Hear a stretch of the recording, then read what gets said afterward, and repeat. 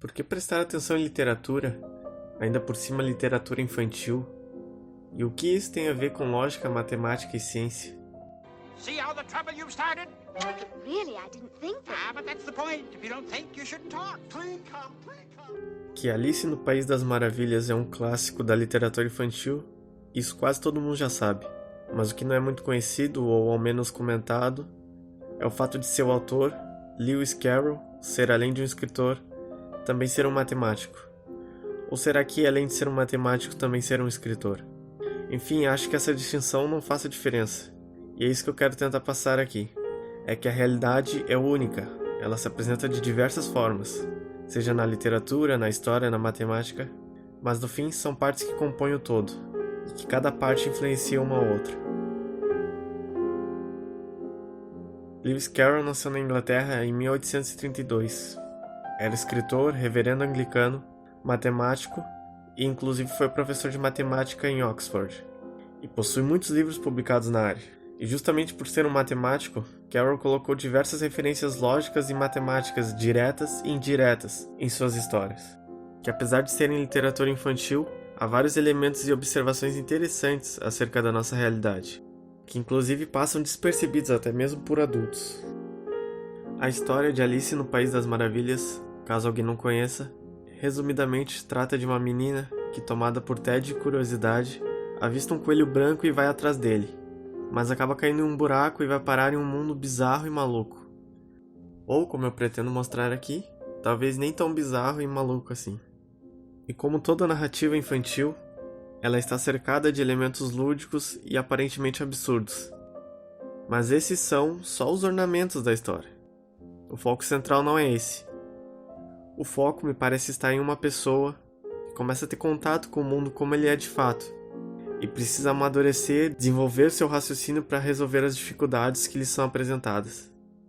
Como disse o escritor britânico Roger Scruton, I distinguished two kinds of children's literature. The kind that exploits the primordial fears and hopes of the child, in which magic plays a controlling part, and the kind that looks with the eyes of a child on the real adult world and brings a measure of innocence to what it sees there. Lewis Carroll, who raised this second kind of children's literature to the highest artistic level, was a mathematician with a cool, clear, scientific brain, whose heroine fights back against magic and illusion with all her delightful reasoning powers. She is the child who wants to be an adult, exploring the shadows of her own imagination and shining the light of reason that will chase those shadows away.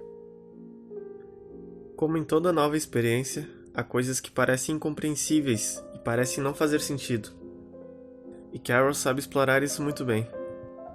Os elementos fantasiosos e surreais comuns às obras infantis, neste caso não têm o intuito de meramente entreter os leitores, mas serve também para reforçar a confusão que é na cabeça de alguém que está descobrindo algo novo, que está aprendendo algo novo. E isso é demonstrado pelo fato de Alice frequentemente expressar sua insatisfação com aquilo que não fazia sentido. Well, I've had enough nonsense. I'm going home. Straight home. E na jornada de Alice pelo País das Maravilhas, ela parece se encontrar em um conflito existencial, que às vezes me faz pensar se Carroll se refere a uma experiência individual de um ser humano qualquer, ou a si mesmo diante das profundas mudanças que ocorriam na matemática. Lembremos que Carroll viveu no século XIX, época do alvorecer da geometria não euclidiana, da análise, mudanças estruturais na matemática estavam surgindo. Conceitos bastante contraintuitivos se tornavam cada vez mais comuns. E tem uma situação que ocorre com Alice que talvez represente isso, que é quando ela, na tentativa de se recordar quem é, procurando sua própria identidade, pensa que se conseguir recordar verdades as quais havia aprendido, ela então conseguiria recuperar sua identidade. Então ela tenta se recordar de verdades matemáticas, mais precisamente multiplicações. Então tenta efetuar 4 vezes 5, mas obtém 12 como resultado.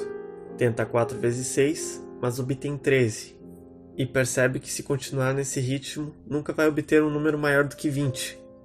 E à primeira vista, de fato, esses resultados parecem absurdos. Mas na verdade, eles não estão tão errados assim. Porque 4 vezes 5, na base 10, que é a base mais comum e a base que nós utilizamos, é 20. Mas se nós trocarmos a base e colocarmos base 18, nós chegamos a 12. Do mesmo modo, 4 vezes 6 é 24 em base 10. Mas se trocarmos a base para 21, obtemos 13. E de fato, se nós continuássemos nesse ritmo, aumentando a base em 3 unidades, nunca iríamos chegar a um número maior que 20. Na verdade, nem chegaremos a 20. E a prova fica aí a cargo do telespectador. Mas só abrindo um parênteses, tecnicamente, quando utilizamos outras bases, não usamos os termos 12, 13, 14, 20, por exemplo. O certo seria 1, 2, 1, 3, 2, 0, porque aqueles termos se referem a quantidades na base decimal. Mas de qualquer modo, o mundo aparentemente sem sentido e lógica em que Alice caiu, com um olhar mais atento, se mostra um mundo cuja lógica ela simplesmente ainda não compreendeu. Quase que uma realidade paralela.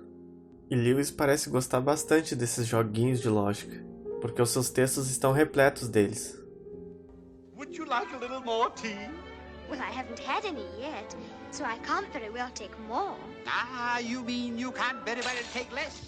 Yes, you can always take more than nothing. But I only meant that... And now, my dear. Eu pessoalmente não gosto muito de exagerar e forçar interpretações em filmes, livros, ou tentar enxergar as entrelinhas, quase que uma espécie de adivinhação da intenção oculta do autor.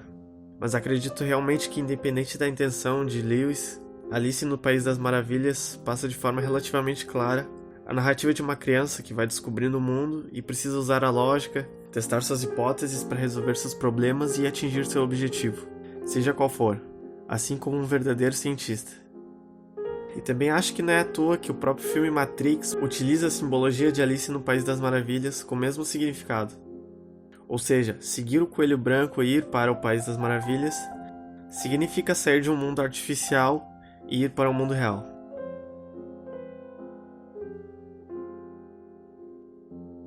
Mas talvez você possa pensar que tudo isso é bobagem, que é só um livro infantil. Que tipo de influência isso poderia ter em alguém? Ou o que isso poderia acrescentar no desenvolvimento intelectual de alguém?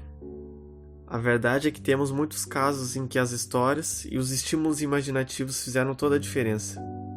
Por exemplo, Heisenberg, o famoso físico, autor do Princípio da Incerteza, teve uma vida envolvida com a música e filosofia, leu a obra de Platão na adolescência e cita com certa frequência a obra do filósofo como parte importante da sua formação. Outro exemplo é o famoso físico Richard Feynman, que assim como Heisenberg também foi ganhador do Prêmio Nobel. Feynman frequentemente contava de como seu pai lhe ensinava as histórias na infância.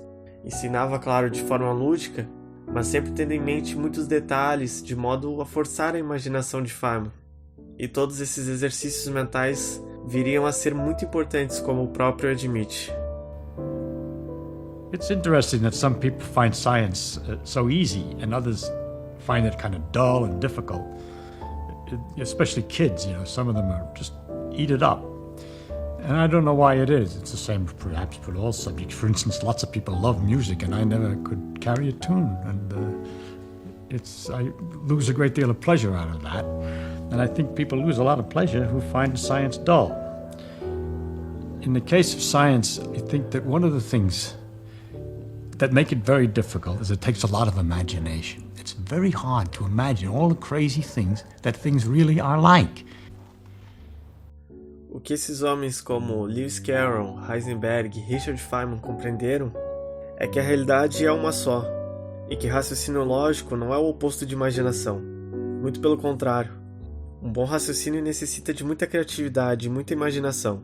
E Alice no País das Maravilhas expressa isso muito bem. Apesar de ser uma literatura infantil, consegue expressar um mundo em que a lógica precisa da imaginação e a imaginação precisa da lógica. No, thank you, but I just wanted to ask you which way I ought to go. Well, that depends on where you want to get to. Oh, it really doesn't matter.